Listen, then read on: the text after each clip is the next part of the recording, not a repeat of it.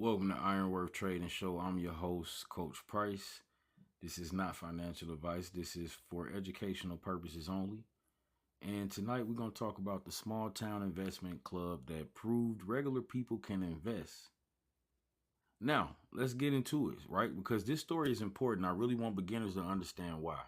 Now, back in the 1980s, there was a group of 16 women from a small town called Beardstown, Illinois, and they became famous as fuck in the stock market world, right? Not right away, but I want y'all to understand, and I want y'all to notice something. They was not big time Wall Street professionals. These was meemaws, right? Y'all don't see nothing but meemaws on the picture. You understand? Y'all don't see nothing but meemaws, right? First of all, put a W in the chat if y'all hear me. Also, if you're new here, hit the follow button for me real quick before I finish with the show. I just got off the live. I figured I'd double back and because I had a lot more shit to say. So I wasn't done talking. But yeah, y'all hit the follow button if you're new here. Now, these was not no big time Wall Street professionals. These was meemaws. They were not people sitting in skyscrapers in New York with expensive suits and fancy words. No, these was meemaws, regular women from a small town. Some were teachers, some was nurses, some were farmers, some were small business owners. They ages range from 41 years old all the way to 87 years old. Okay. So the first lesson is already clear. You do not need to be young. You do not have to be young. You don't have to be rich. You don't need to be highly educated in finance, right? I want all my meemaws out there to hear me loud and clearly. You don't gotta be young. All my aunties out there and grandmas and shit, uncles and grandpas and fathers and mothers and shit. Y'all ain't gotta be young. This is proof. This is proof. You don't even have to be highly educated in finance. You don't have to be born into some special circle to start learning how to invest. A lot of people keep telling themselves that they need the perfect background before they begin. That is not correct. That is a thinking error. That is fear dressed up like they thinking logically, and it's not. So we're going to talk about how this club started, right? It began in 1983. Let's take a trip down memory lane looking at it, right? The club began in 1983 because of a woman named Betty Sinnock, right? Old Betty Sinnock. She was 62 years old and worked at a bank. Now, she noticed that some of the bank's customers was making money in the stock market. But when she tried to get help from the brokers, they was gatekeeping. They did not really want to, they ain't really want to fuck with her. They ain't want to work with her, right? Now that right there is something that people need to pay attention to. Sometimes the world does not make room for you. Sometimes people overlook you, right? Sometimes they assume you too late or not important enough. But instead of sitting around and feeling sorry for herself, Meemaw, aka Betty, did something different. She did something smart. She brought her friends together and she started an investment club, right? That means they met as a group, they pulled their money together, they studied companies together and made investment decisions together. And in simple words, they created their own learning environment, ladies and gentlemen. They did not wait for nobody position. They built their own table and they sat at it. Now, how did they do this? Let's talk about how they invested because this is based on a true story now. Let's talk about how they invested because this is where beginners need to slow down and really listen. Now, the women in this club, they followed a simple value investing approach. Value investing means you are trying to buy a good company at a fair or reasonable price, right? Instead of just buying something because it's popular or exciting or all over the news, they look for companies with steady growth, with good leadership. They look for companies that with prices that made sense. Meanwhile, they did what they needed. They did due diligence, okay? Steady growth means that the business was growing in a solid, dependable way instead of just jumping all over the place like a maniac. Good leadership means the company seemed to be run by people who knew what the fuck they was doing. And a reasonable price just means that they didn't want to overpay for something just because everybody else was excited. Now, that is a very important lesson for y'all. A good company is not always a good buy if the price is too high. Overstand that.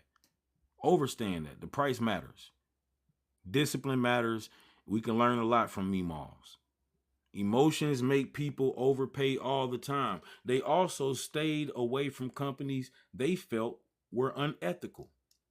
That means they did not just care about making money no matter what. They had standards. Yeah, yeah, they had principles. Now, whether everybody agree with their standards is not, that's not even the point. The point is that they were thinking. They were not just throwing darts in the dark at a board. They had a process. Okay. And beginners need to understand this. Investing is not supposed to be random.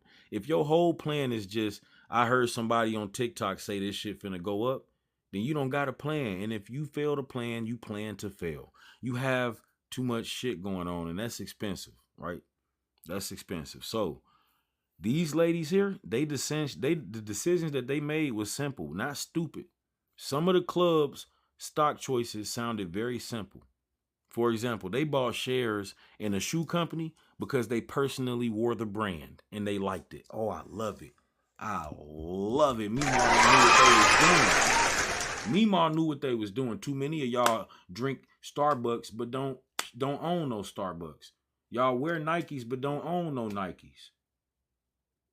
You be all up in Target but don't own no shares of it. You eat them nasty ass McDonald's fries and you don't own no shares of McDonald's. The list goes on. I can keep going on.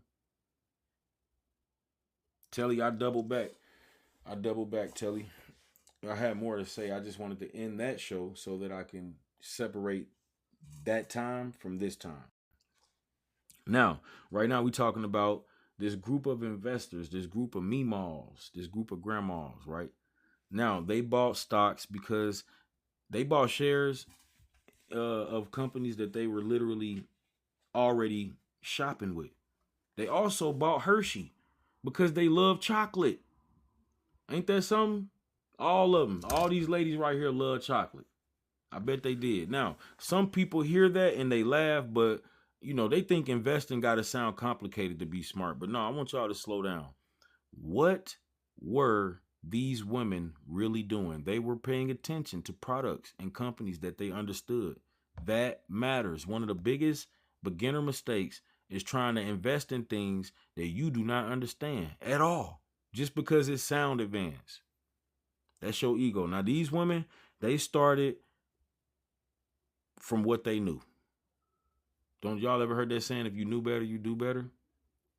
Now, they noticed brands that people actually used and trusted, and they kept buying them. That don't mean every company you personally like is automatically a great investment. Let's not be goofies, right? But what it does mean is that real life can teach you a lot. You can learn a lot from real life.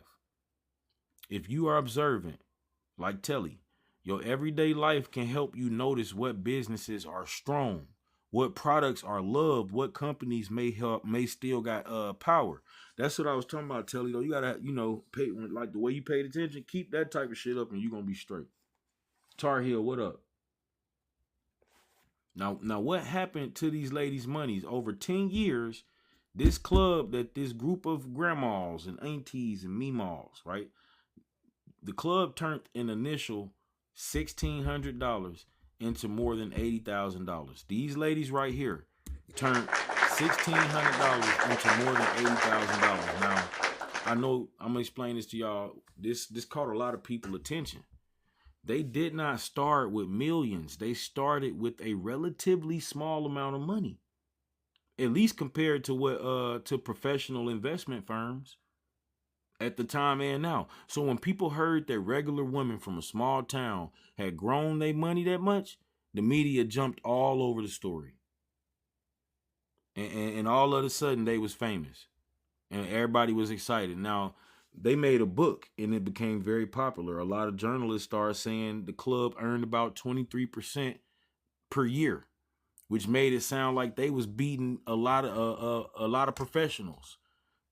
When people hear numbers like that, they go crazy because everybody love a success story, right? But especially when it sound like ordinary people crack the code. But here's where the story take a turn. This is actually one of the best parts. I want y'all to pay attention to. People found out there was an accounting mistake in the way that the returns had been calculated. Okay, so in simple words, the numbers was wrong. Their real annual return was closer to 9%, not 23%. And during the same period, the S&P 500 returned roughly 14% per year. Now let me explain what the S&P 500 is. For beginners, that is a group of 500 large American companies, and people often use it as a way to measure how the overall stock market is doing. So when we say the S&P 500 did better than the club, that means the broader market on average actually outperformed them over that stretch. Okay. So this is where I want y'all to pay attention to, because a lot of, immature people hear me say that and they say, see, their story was fake. No, that is lazy thinking. Their story was not worthless just because the original return numbers was exaggerated, I guess, quote unquote, by a mistake. But the truth is more interesting than that. Like, they was not magically stock picking and shit. They wasn't just some superheroes and that the media first made them out to be, but they was still regular people who built an investing habit, learned together, grew their money over time, and inspired a lot of other people to get started. That matters a lot, actually, right? That shit matters to me. The reason this story still matters is because the biggest lesson was never just a return. The biggest lesson was access. The biggest lesson was confidence and participation. These women helped show that investing was not only for rich men, experts, or people with special credentials. They helped make investing feel more possible for everyday people, especially women who may have felt shut out, right? You may have felt shut out of that world. Even today, a lot of women might feel shut out, but I'm starting to see a lot of women trading and doing very well doing it too. So yeah, this impact was huge. Now, reportedly, between 1983 and 1997, the number of investment clubs in America grew from 7,000 to 28,000. That is not small. That means this story moved people. Hell, I got an investment club. You in it right now. Ironworth Trading. Welcome to the show. Right? So people start thinking maybe I can do this too. And that is a lesson I need y'all to grab tightly. Sometimes people do not start because they think money is only for other people. They think investment belongs to the wealthy, the highly educated, the naturally gifted. But that belief can trap you for years. That type of belief can trap you for years. It's like, stop. That's a thinking error as well. The market does not require you to be flashy. It requires you to participate intelligently. Okay? You need to learn, stay disciplined, and keep showing up. That is how you progress. That is how progress is built. If you're new here, hit the follow button. Somebody says, I'm late, bro. What is the name of this story? Uh, this story is about a group of women in a small town. Yeah. In Beardstown, Illinois, in the 1980s, 16 women from a small town, Beardstown, Illinois. They became famous in the stock market world. That's what this group is about. Some of them was teachers, and they was from the ages of 41 years old all the way up to 87 years old. Some of them was farmers. Some of them was small business owners. It began in 1983, I think. A lady named Betty Sinnock. She was 62 years old. She worked at a bank, and she seen a lot of customers making the money in the stock market. She tried to get help. They wasn't fucking with her. So she went off and made her own community, and they all studied together and learned together. And yeah.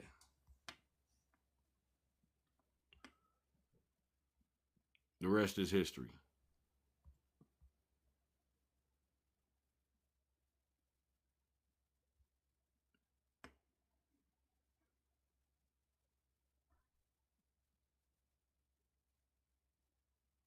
Now, they wasn't pretending to be experts on day one, but by them getting in the game and refusing to stay ignorant, they was able to make money. If you can learn, then you can earn. They kept going. That's what y'all need to learn to do. Keep going. Keep going. You think they ain't lose money? Now, what makes this story even better is that the Beardstown Investment Club still exists to this day. The Beardstown Investment Club. And from what has been reported, their portfolio includes major companies like Amazon, Facebook, and Apple, and the total value has reportedly grown to more than 500,000. Now, whether somebody want to focus on the original hype or the corrected numbers, the deeper point stays the same. These women did not have to be perfect to build something meaningful. They did not need to be the best investors in America to prove a real point. They just had to start, keep learning, and stay involved long enough for the progress to actually happen. And that right there is where a lot of beginners sabotage themselves. Like, yeah, I've done it in the past. So yeah, they think that if they can't be amazing right away, then there's no point in starting. And that's weak thinking. You don't want to be a weak thinker. You do not need perfection to build wealth. You need time, consistency, discipline, and a willingness to learn from mistakes. Do what rich people do. It ain't gonna stop working just because you tried it. Most people stay stuck because they keep waiting for certainty. Meanwhile, people with less ego and more action are slowly building something real. So, the real lesson from this small town investment club is not that regular people can just randomly pick stocks and make themselves legends overnight. Nah, that would be the wrong lesson. The real lesson is that regular people can learn. Y'all can learn. I can learn. We can learn. We can learn together. We can invest. We can meet together. We can study together, ask questions, make corrections, improve over time. The real lesson is that investing is not reserved for the elite class of humans, right? It's a skill. This is a skill and it can be developed like most skills. The people who get better are usually the people who keep practicing instead of making fucking excuses. So when you hear this and hear this story, I do not want you to just hear it and say, "Oh, that's nice. Oh, that's so sweet." Nah, I want you to hear a challenge. If a group of women in a small town, many that ain't have no professional investment background, could come together and start building a portfolio, what's your excuse? You too busy? You too confused? You too late? Most of them excuses fall apart when you look at real history, right? The truth is a lot of people are not blocked by a lack of opportunity. They are blocked by hesitation, insecurity, bad habits, right? And until that changes, the information is not going to save them. Yeah. Wealth building does not only belong to people who look important, it belongs to people who are willing to learn, willing to start, willing to stay disciplined. And these ladies right here, look at these meemaws. All of these meemaws right here may have not been the unbeatable market geniuses that the media first claimed them to be, but they still prove something powerful. They prove that ordinary people can participate in extraordinary things when they stop doubting themselves and actually start building. And for beginners, that matters more than anything because, before you ever learned any advanced strategy, before you ever learn chart patterns, before you ever try to learn options or learn how to analyze a whole sector, you got to first believe that you belong in the conversation. And once you believe that, we can get to work. I thank y'all for showing up to the Ironwork Trading Show. Y'all been a lovely audience. With that being said, I'm gonna drop what stock I'm looking at right now. Okay, I've been taking a look at this company. Right, this is not financial advice. This is just for educational and entertainment purposes only. So I'm looking at where we at. I'm looking at FLNC. Do y'all research on this company? Do your research on FLNC.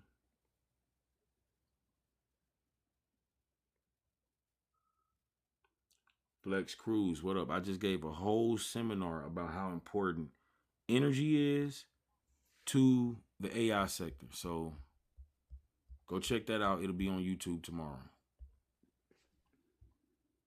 You know? All right, y'all enjoy the rest of y'all night. I'm gonna get up out of here for real this time, Telly. I just had to double back and make another episode Flex Cruz, inbox me if you serious. I don't know if you serious. I hate people to say that, Flex, and they don't be serious, Flex. But some of the people in here, they are. I've already spoken with them. They already on my schedule. But inbox me, Cruz, if you serious. Follow me. You already following me, so you'll be able to learn more every time you come to my live stream. Try to make sure people leave with more than what they came with. All right, I'll reach out to you. But yeah, pay attention. Add this to your watch list. Add this to your watch list, and go do some research on the company. And pretty much watch the last episode on YouTube that I'm about to put out. I'm gonna put it. It's about to come out tonight. Not the one that y'all just paid attention to with the memes and shit, but I just did an entire episode about NVIDIA and the future of AI and the window that we are in right now of investing. Go check that out. All right, so y'all do me a favor. Enjoy the rest of y'all day. I'm finna go ahead and get up out of here.